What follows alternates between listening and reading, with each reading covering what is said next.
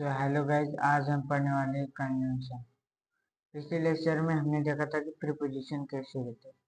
आज के लेक्चर में हम देखने वाले हैं कि कंजंक्शन कैसे रहते हैं और कई तरह के कंजंक्शन रहते हैं, उनको हम डिटेल में समझने वाले हैं। तो आप अंत तक हमारे साथ जुड़ते रहिए और देखते रहिए, आपको कंजंक्शन के पूरे डिटेल में समझ आ जाएगा कि कंजंक्शन कैसे कैसे रहते हैं। तो हमने पार्ट ऑफ स्पीच के लेक्चर में भी देखा था कि कंजंक्शन कैसे रहते हैं, बेसिक जानकारी ली थी। इस चैप्टर में या फिर इस लेक्चर में हम कंजंक्शन के बारे में डिटेल में समझेंगे। तो कंजंक्शन क्या रहते हैं? फॉर एग्जांपल, मैं कहता हूँ पंकज पंकज अच्छा दोस्त है, या फिर मैं कहता हूँ रवि अच्छा दोस्त है। तो दो सेंटेंस बोलने के बजाय मैं क्या बोलूँगा कि Pankaj and Ravi are good friends, यानी कि मैं दो सेंटेंस को एक सेंटेंस में कन्वर्ट कर दिया या फिर उसको एंड लगा दिया। जो एंड आता है ये हमारा क्या आता है? एक कंजंक्शन। एंड यानी और। देखो, पंकज और रवि अच्छे दोस्त है। Pankaj and Ravi are good friends. ये जो एंड आ रहा है ये हमारा क्या है? कंजंक्शन। यानी वो दोनों क्या है? अच्छे दोस्त है। वो मुझे और मुंबई भेज रहा है। यहाँ पे भी देखो, वो हम कैसे बोलते हैं? He sending you and me to Mumbai. फिर मैं कैसे बोल सकता हूँ? वो मुझे मुंबई भेज रहा है, या फिर वो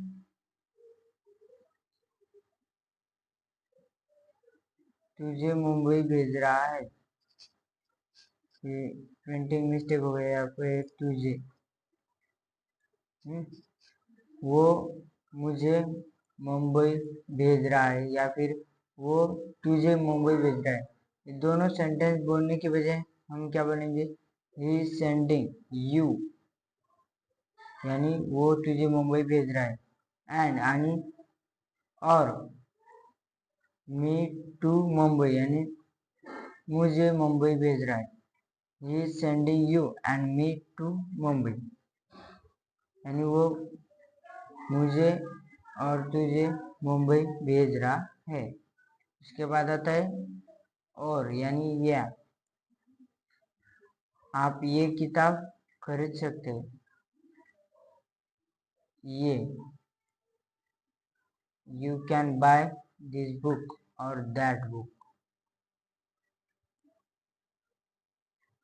मैं आपको क्या दूं? ये या वो। What shawl I give you? This और दैट। हम कहते हैं ना कि मैं आपको ये दूं, पेन दूं या पुस्तक दूं या वही दूं। तो उसके वजह आप कैसे बोलोगे कि मैं आपको क्या दूं? ये या वो। ये या वो। दिस और दैट। ये या और दिस और दैट। उसके बाद आता है बट। बट के बट के जो अर्थ है वो तीन तरह के रहते हैं। पहला है लेकिन, पर, परंतु। सेकंड सिवाय, अलावा।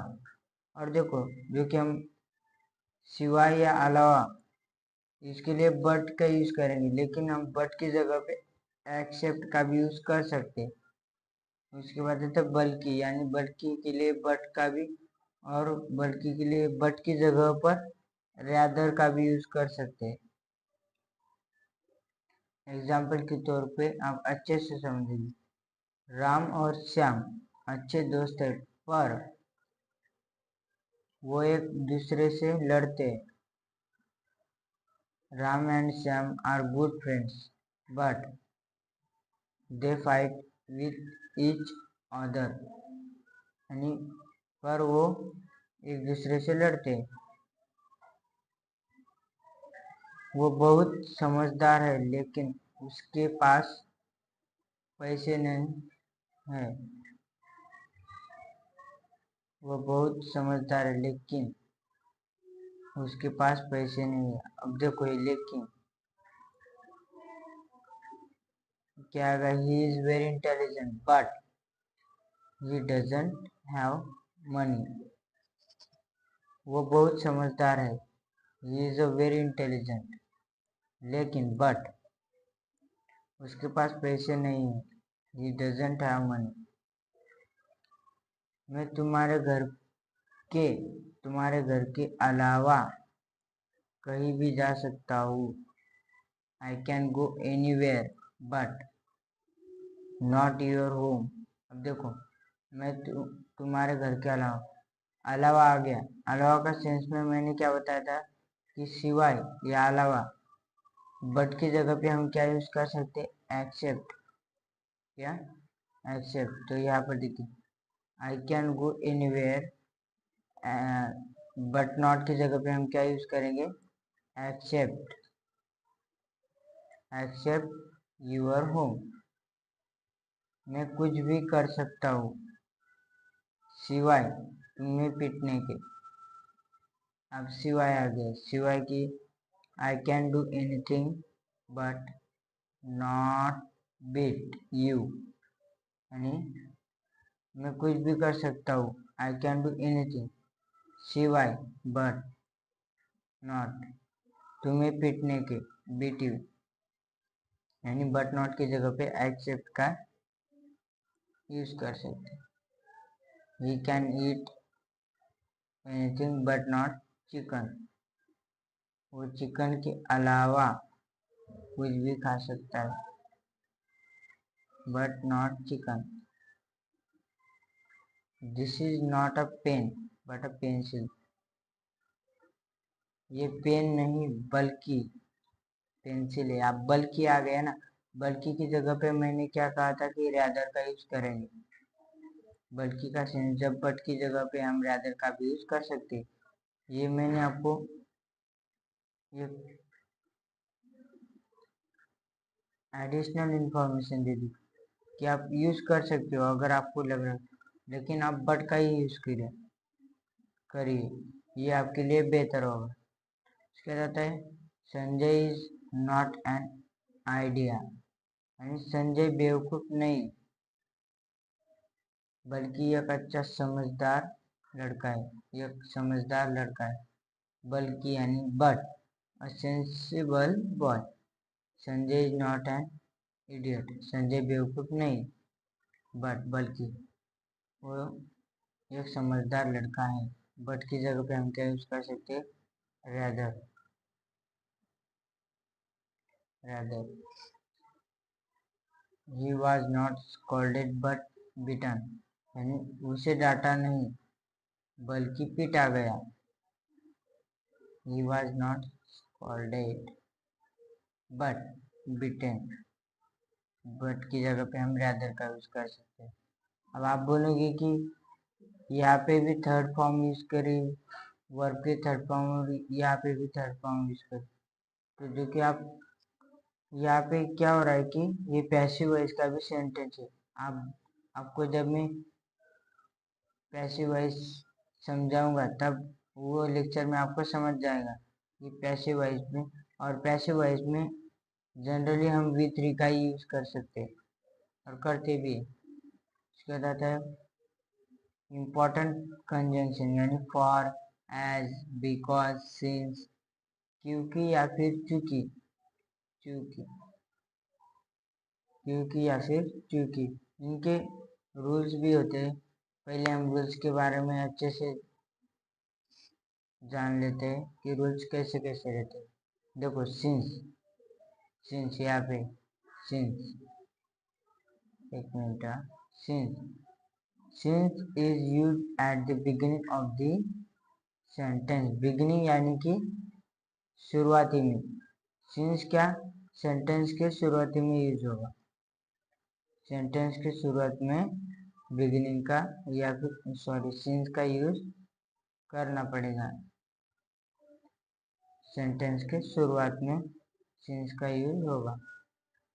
उसके बाद आता है because is use only in the middle of the sentence, यानी बिकॉज का यूज सिर्फ सेंटेंस के बीचों बीच यूज होगा, यानी मिडल यानी बीचों बीच।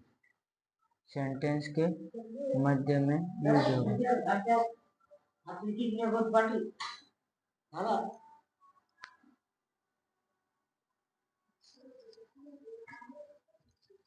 सेंटेंस के मिडल में यानी कि बीचों बीच यूज होगा बिकॉज। उसके साथ है always use comma just before for if used in the middle of sentence, यानी कि जब फॉर का यूज होगा यानी सेंटेंस के बीचों बीच में, तब हम फॉर के पहले कॉमा का यूज करेंगे, उसके बाद आता है for.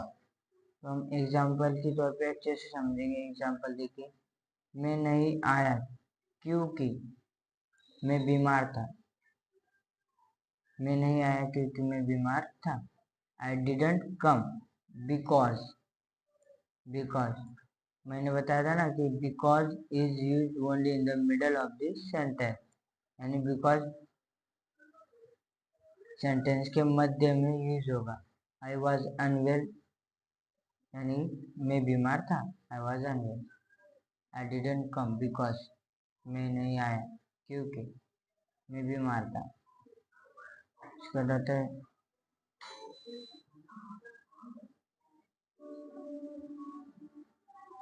I didn't come as I was unwell. I didn't come as I was unwell. I didn't come for I was unwell. I didn't come since since के लिए हमने क्या देखा था रूल्स के बारे में कि since is used at the beginning of this sentence।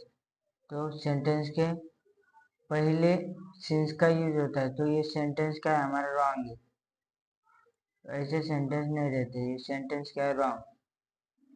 तो यही आपको समझनी चाहिए कि कंजंक्शन में भी कैसे रहते हैं सेंटेंस, कि सिंस जब शुरुआती में आता है तभी वो सेंटेंस कहलाता है। अगर वो बीचों बीच में आया तो वो सेंटेंस नहीं, वो रॉन्ग सेंटेंस है। उसके बाद आता है क्योंकि मैं बीमार था, मैं नहीं आया, क्योंकि आ गया। अभी हमने देखा था ना सिंस सेंटेंस के पहले आता है, और जो कि निगेटिव सेंटेंस है, नहीं का प्रयोग हो रहा है ना, नेगेटिव सेंटेंस।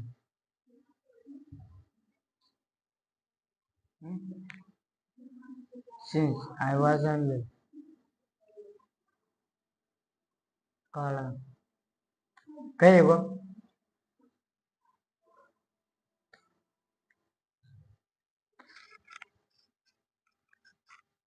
चूंकि मैं बीमार था मैं नहीं आया। अब यहाँ पे आ गया चूंकि। ये देखो सिंस सेंटेंस के पहले में आता है, यानी सेंटेंस के पहले में सिंस आता है। सिंस आई वॉज अनवेल, क्योंकि मैं बीमार था। आई डिडंट कम, मैं नहीं आया। आई डिडंट कम, मैं नहीं आया। उसके बाद एज आई वॉज अनवेल, क्योंकि मैं बीमार था। I didn't come for I was unwell, I didn't come because I was unwell, I didn't come.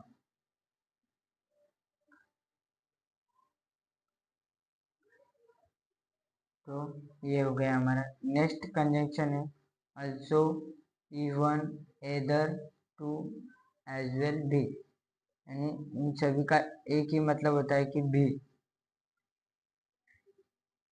Rules के बारे में देख लेते। also is generally not used in negative sentence, यानी also का यूज नेगेटिव सेंटेंस में नहीं होता है। also का यूज नेगेटिव सेंटेंस में नहीं होता है। उसके बाद आता है इवन या फिर too and as well are used in both positive and negative sentence, यानी इवन टू एज वेल ये पॉजिटिव सेंटेंस में भी यूज होगी और नेगेटिव सेंटेंस में भी यूज होगी। उसके बाद आता है either is always used in negative sentence, यानी either का यूज हमेशा नेगेटिव सेंटेंस में यूज होता है। इसके बाद also, पहले हम अभी सेंटेंस के बारे में देख लेते हैं। एग्जाम्पल, मैं भी एक अच्छा इंसान। हम एग्जाम्पल के बारे में अच्छे से समझते हैं। मैं भी एक अच्छा इंसान हूँ। मैं भी एक अच्छा इंसान हूँ, जो कि हम पहले also का यूज करके देखें। I am also good person. I am also good person. उसके बाद इवन, ये देखो, even, too and as well are used in both positive and negative sentence, यानी पॉजिटिव में भी यूज हो गया और नेगेटिव में भी। Even I am good person, I am a good person too, I am good person as well before the man, I am good person as well. इसका जाता है मैं भी एक अच्छा इंसान नहीं हूँ। अभी निगेटिव सेंटेंस आ गए, मैं भी एक अच्छा इंसान नहीं हूँ। तो हमने क्या देखा था कि even is not at beginning of sentence, even is not use in interrogative sentence, यानी इवन इंट्रोगेटिव सेंटेंस में यूज नहीं होता। और हमने यहाँ पे देखा था कि either is always used in negative sentence, यानी नेगेटिव सेंटेंस में either always यूज होगा। और also जो है वो नेगेटिव सेंटेंस में हमेशा यूज नहीं होता। always is also is generally not used in negative sentence। तो मैं भी एक अच्छा इंसान हूँ, नहीं हूँ। even I am not a good person, I am not a good person too, I am not a good person as well, I am not a good person either। मैंने बताया था टू, एज वेल और either always used in negative and positive sentence। इसका रहता है मैं फल पसंद नहीं करता, even I didn't like fruits। उसके बाद I don't like fruits either, I don't like fruits too, I don't like fruits as well। क्या तुम भी वहाँ नहीं थे? अभी देखो ये निगेटिव भी और इंट्रोगेटिव सेंटेंस भी दोनों ही। हमने रूल्स के बारे में देखा था कि even is not use in interrogative sentence, even का यूज इंट्रोगेटिव सेंटेंस में नहीं होगा। और जो ऑल्सो है,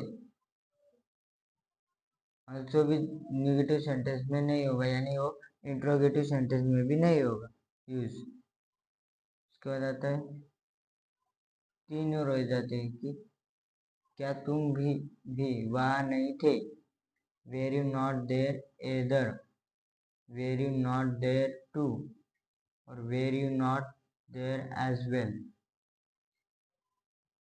उसके बाद नेक्स्ट कंजंक्शन आता है हमारा so, hence, that's why, therefore, that's the reason, यानी इसलिए।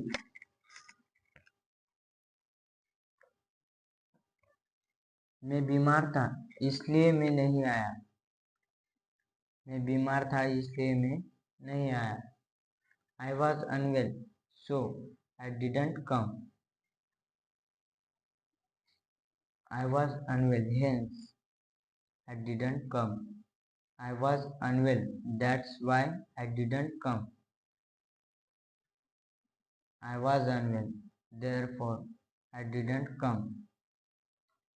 I was unwell, that's the reason I didn't come. उसके बाद आता है उसने ढंग से नहीं पढ़ा इसीलिए वो परीक्षा में फेल हो गया।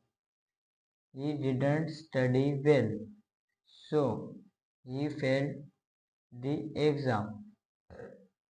He didn't study well, hence he failed the exam. He didn't study well. That's why he failed the exam. He didn't study well. Therefore, he failed the exam. He didn't study well. That's the reason he failed the exam. अब आप बोलोगे कि यहाँ पे fail in the exam भी आ सकता है sentence, fail in the exam, क्योंकि हम सेंटेंस के सब्जेक्ट को देखेंगे। सब्जेक्ट क्या है? ही के लिए हम इन यानी प्रीपोजिशन का यूज नहीं करेंगे, तो इन नहीं आएगा। इन फेल दी एग्जाम। एज यानी जैसा, के तौर पर, के नाते, जैसा आप कहो, कहे, एज यू से, एज यू से, जैसी आपकी मर्जी, जैसी आपकी मर्जी, एज यू विश, मैंने किया जैसा आपने कहा, I did as you said, मैं यहाँ मैनेजर के तौर पर काम कर रहा हूँ, मैनेजर के तौर पर, I am working here as a manager, मैं यहाँ मैनेजर के, आई एम वर्किंग हेयर के तौर पर, एज काम कर रहा हूँ, अ मैनेजर। और ये टीचर होने के नाते मेरा फर्ज है कि मैं अपने स्टूडेंट को सही इंग्लिश सिखाऊं। के नाते, एक टीचर होने के नाते मेरा फर्ज बनता है कि मैं स्टूडेंट्स को अच्छे से इंग्लिश सिखाऊं या सही इंग्लिश सिखाऊं। As a teacher, it's my duty, it's my duty यानी मेरा का फर्ज है, to teach correct English to my students, यानी अपने स्टूडेंट को सही इंग्लिश सिखाओ। इसके बाद आता है as soon as, as soon as. पहले जो कि हम एज के बारे में पढ़े थे, तो आप उनमें जुड़ गए कि सुन एज, जैसे ही, जो ही, या फिर द मोमेंट भी यूज कर सकते हैं। देखो, जैसे मैं तुझे कॉल करूँ, तू निकल जाना। As soon as I call you, you leave. As soon as, जैसे ही, आई कॉल यू, मैं तुझे कॉल करूँ, यू लीव। ला पकड़ी भाई, आता पूरा पूरा तो कच्चा जी चाचा मन कर माना।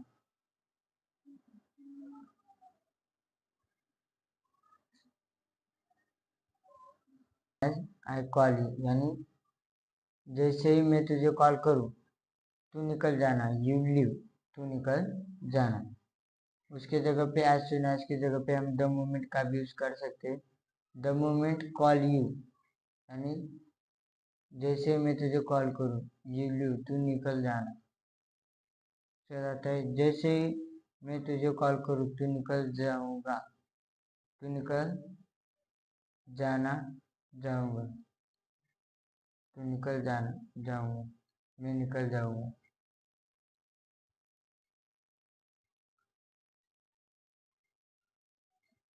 तू निकल जाना,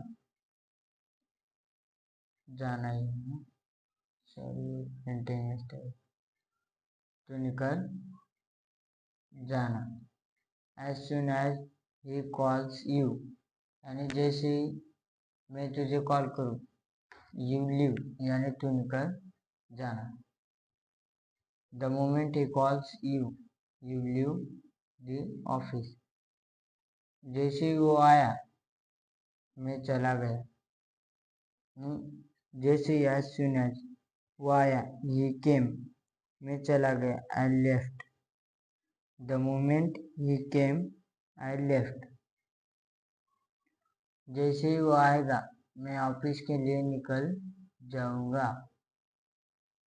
जैसे ही वो आएगा, as soon as he comes, आएगा, यानी कि फ्यूचर की बात करें तो आप बोलोगे कि विल का यूज क्यों नहीं करते, क्योंकि हम ये देखो रूल्स में लिखा है कि we will have to use present indefinite tense with as soon as when we speak about the future. Future के बारे में जब भी हम बात करेंगे तो हम प्रेजेंट इंडेफिनेट टेंस का यूज करेंगे। We should not use will, यानी विल का यूज नहीं करेंगे। As soon as he comes I will leave for the office, यानी मैं ऑफिस के लिए निकल जाऊंगा। The moment he comes I leave for the office. उसके बाद आता है एज वेल एज, साथ ही साथ।